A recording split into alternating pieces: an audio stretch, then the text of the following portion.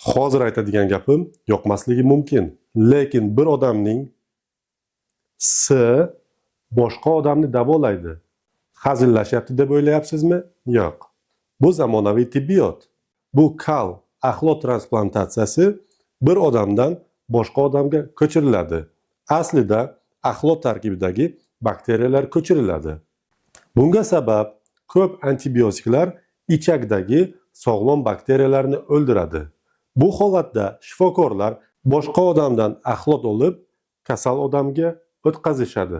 Odam uchun xavfli Clostridium difficile infeksiyasida bu metodika 90% gacha yordam beradi. Yo'q, axlot to'g'ridan-to'g'ri berilmaydi. U kapsulada yoki shlang orqali odamning ichagiga qo'yiladi. Agar bu narsani bilmagan bo'lsangiz, like bosamiz. Agar shok holiga tushgan bo'lsangiz, do'stlaringizga jo'natib qo'yamiz.